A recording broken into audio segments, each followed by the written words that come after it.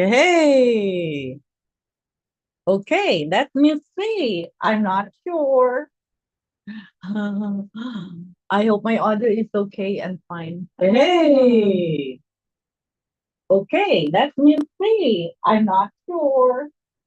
Anyway, I hope my audio is okay and fine. Hey.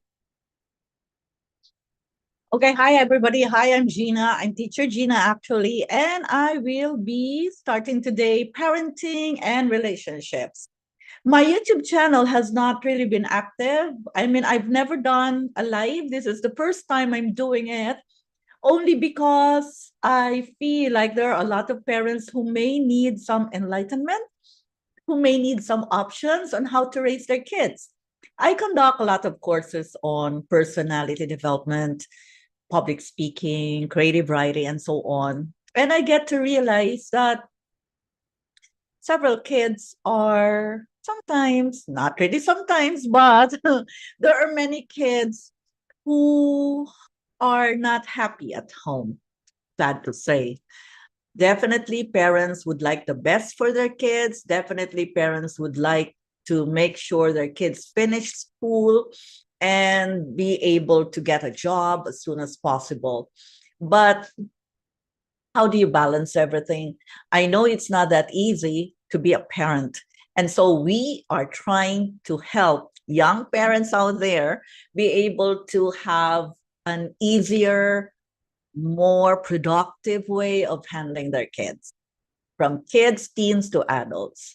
Okay, so I know you have different personalities. You have also your own way of raising your kids. So let me just share some options for you. You have option one. This is the style that you have been doing, and most probably that has been influenced by the way you were raised, maybe by your parents or grandparents or what.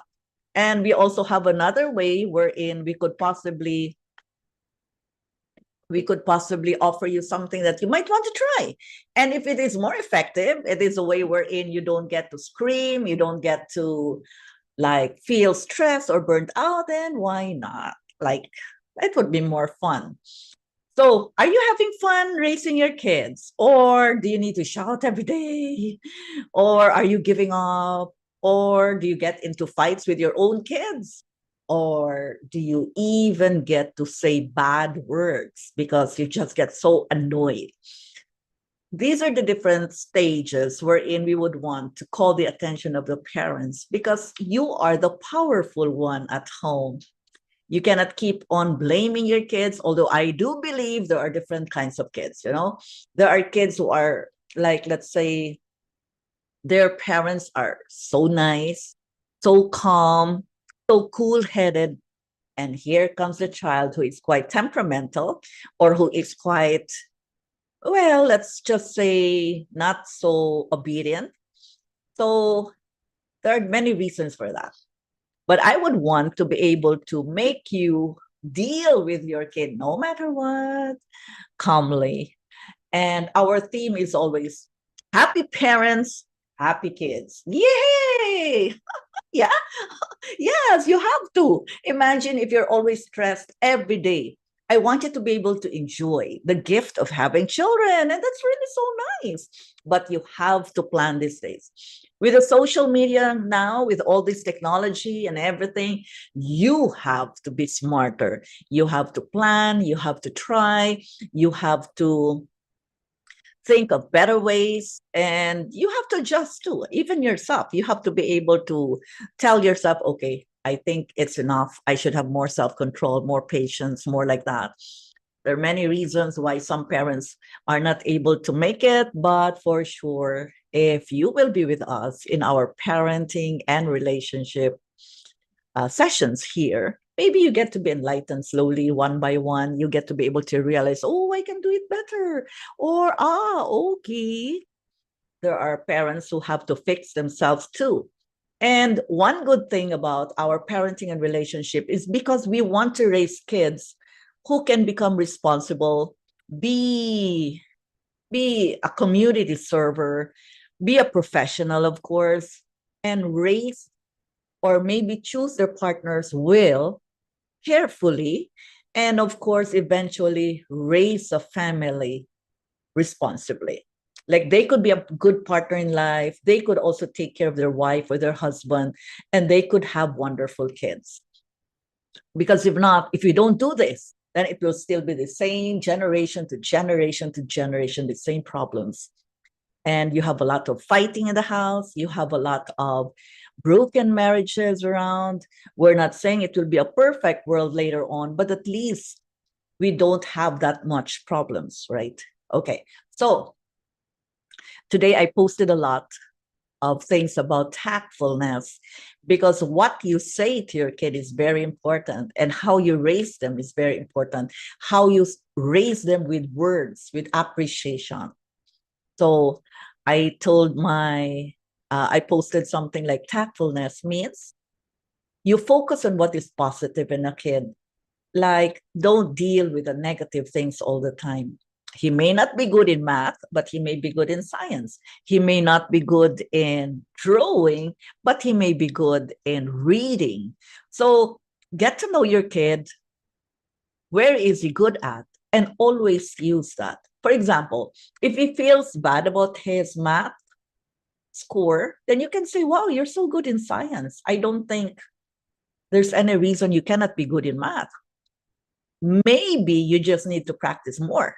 And I can be with you if you want that we practice together. You can offer that. Remember, if they're less than 10 years old, they may need you to be able to say more things. And so you do that. So sometimes they would always have that kind of doubt in themselves, but the mom should be the first one to keep repeating, no, you can do that. I know you, and I'm sure you can improve.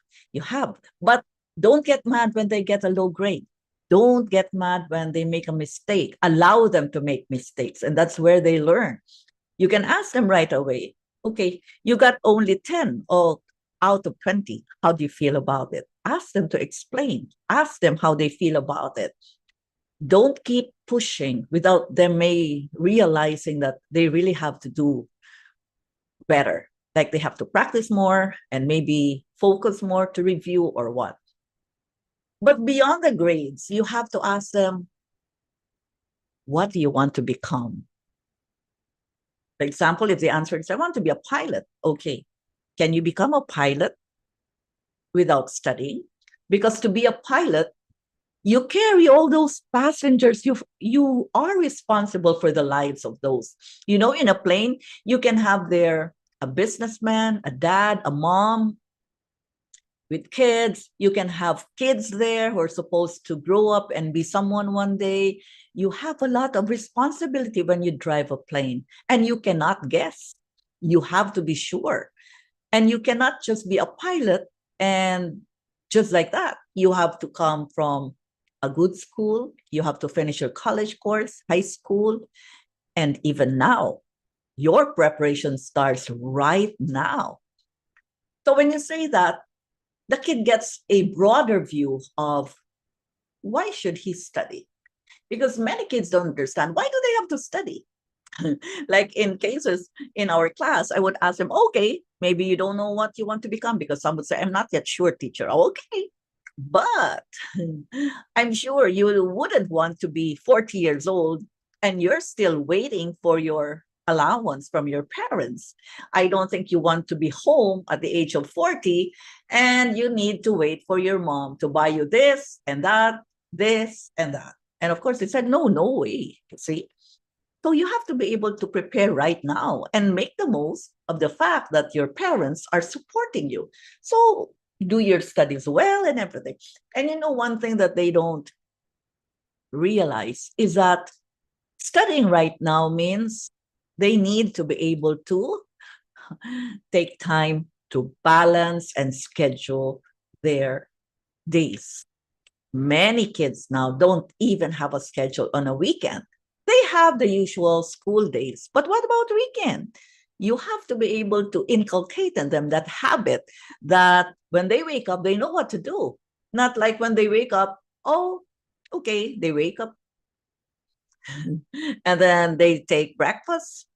And then, so they go to the dining room to take breakfast. Then they go to the living room to take a seat look around, and then they go back to their bed, lie down, and think, what will they do? Wow, that's a lot of time they're wasted. But if you help your kid structure something on a weekend, not necessarily requiring them to wake up early, but at least be able to do something that they like, that they don't get to do from Monday to Friday, then they get to recharge, they feel good about themselves, and then they will be able to feel better when they go back to school on a Monday. See, so these are the things that we have to help them with. And I would want parents to be able to realize that it should be fun raising a kid. It should be something like, yes, it is a responsibility, but a lot depends also on how you feel about yourself. So, in a way wherein we teach parents how to deal with their kids, we also teach parents how to deal with themselves so they feel good. Remember, happy parents, happy kids. Okay, so I want you to be more serious about this profession. It is a profession in planning for your kids, in taking care of them. But it should not be something that you get overwhelmed with. You get to be angry, annoyed with their presence. And take note, when they become a teen, oh, there are headstrong teens. And there are those who would really insist. But how do you persuade them? So we go step by step on all this. Anyway, I'm just trying for the first time this live with you. And anyone who is listening out there who may be feeling disappointed or who might feel like giving up and who might feel broken. And I know some parents just end up just crying on their own, especially if you're a single mom or maybe a single dad and there are misunderstandings there. Cool down, back off. Just relax first. Take a break, take your coffee, take ice cream, or treat yourself, and less talk. That's what you must do. Because sometimes when you punch and punch and punch, I mean, verbally punch and say words that are not supposed to be said because it really hurts, sometimes it makes it worse. So the first thing that a parent should do is calm down. Find a way wherein this activity makes you smile, lessens your stress, and just distracts you. If you need to distract yourself, go ahead. So that emotionally you lower the tension, you lessen the tension. You have to do that so that you can really, really take note, handle the situation better. If you're emotionally sad, you cannot. Or if you're emotionally angry, you cannot handle the situation. You have to be calm and cool. Okay. So now, if you're there watching, and if you're thinking like you just want to give up, don't. Why? Your child has no one who is supposed to be really genuinely loving him but you. You have to be the first person who should be there. And you should never say, go away, I don't want to see you anymore, or just get out of this house, because if you don't follow me, you might regret it if he leaves. You might even not know where he is, and you will be doubly worried because out there are so many strangers, there are so many possibilities. And who initiated that talk? If you started that talk, you have to stop it. And if you haven't said that, never say it. Never. Because the safest place for your kid is there in your home, right beside you, until he is ready to go, he is ready to have his own job. But for as long as he is a minor, or for as long as he is not ready for a job, then you have to do your best to be able to keep your child with you. Yes? Yeah. Okay, so I've read a lot of sometimes posts wherein they just don't know what to do with their teen. It seems like this teen is having this kind and that kind. Well, let's do it step by step. If you're a teen, if you have a teen right now and you're having problem with some issues like sleepovers or going out or having a boyfriend or what, first be a listener. Just be a listener. Let her talk. Let her, even if you know deep inside, like, wow, this is not right or what, be a listener and handle the issues when you are calm. Don't ever talk or discuss when you know that you are not in a good mood or when you are really feeling bad about it. You can say, all right, okay, I hear you. Okay, can we just talk about it maybe tomorrow? I just like to plan what I should say. But you have to say it calmly because actually teens would love to talk with their parents, but it's how the parents would react that makes them sometimes feel like, oh, I should not say more because my parent or my mom will get mad at me or what. Now, please, this is not for any debate. This is not for any argument. We know parents really, really, really mean to have the best for the kids. But that's it. You just have to think of an option, of a better methodology. So some of you might get mad right away and say, who cares? This is my kid or what? Yes, you can do that. Go ahead. But sometimes you have to think, will this be effective? Will my child get to open up to me? Or will have to have secrets? And maybe it's too late when I get to know it. That's another thing.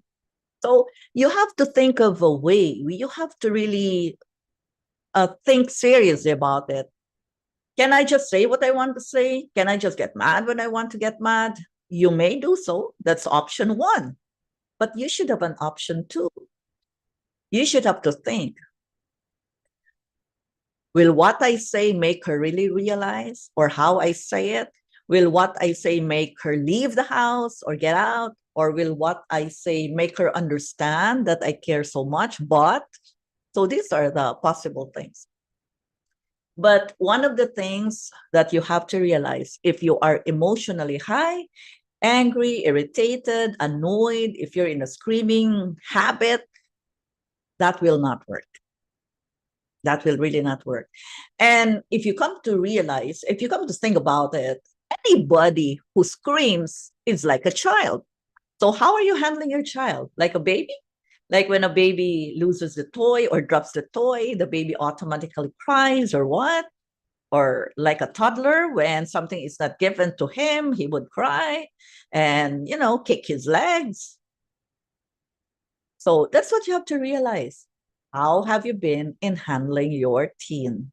All right. So there are many ways, and I would just want to go with it slowly. But this parenting and relationship is good and open to all those who are willing to try, who are willing to think, oh, maybe I can do it better. I know many of you maybe have attended some parenting seminars, or maybe have read a lot of books about parenting. Maybe we can make it simpler here, and maybe I can help you in one way or another. So if in any case you need some help or you need some guidance, please feel free to message us.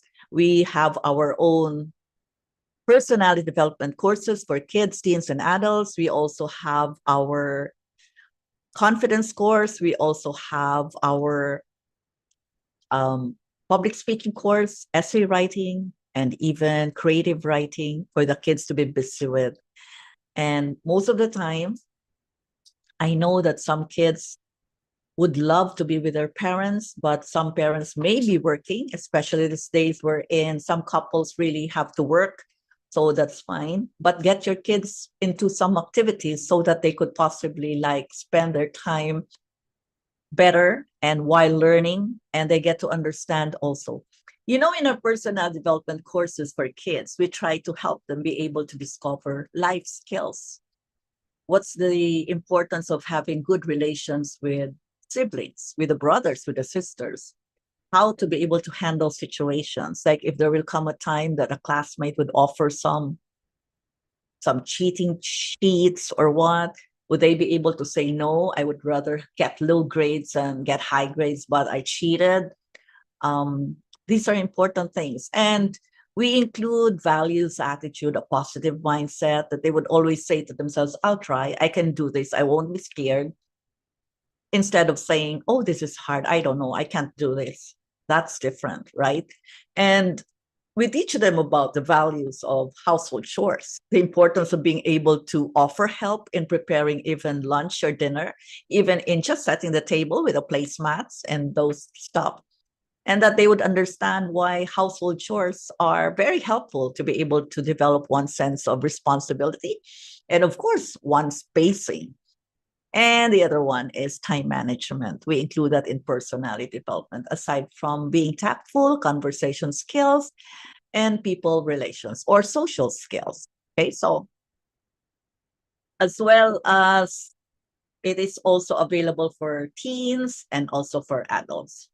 Okay, so all in all, we would like again to raise kids who can be wonderful persons. And when they raise their families, they would be very good husbands or wives who are very sensitive to each other and who could also raise happy kids. Because these days we hear about broken families, we hear about temperamental fathers or temperamental mothers right in their homes and children complaining. My own students would tell me, teacher, we really would just like to have peace in the house. We're tired of all the fighting of our parents when we hear them fight. See, so these are real stories that made me decide, oh no, I think I should share more about parenting. At least parents could be more mindful, could be more careful, and maybe could also adjust a little. And maybe we can lessen the degree of the problems, maybe even just by a few percentage, and that would be a good thing already. So our aim is to have happy parents to make happy kids. All right. So I'd like to say bye-bye now. I hope I should regularly be here, I believe. Okay, thank you so much, everyone. Thank you, thank you, thank you. I hope we can really have a great time together. And of course, remember, you are the most powerful person in your child's life. So make the most out of it.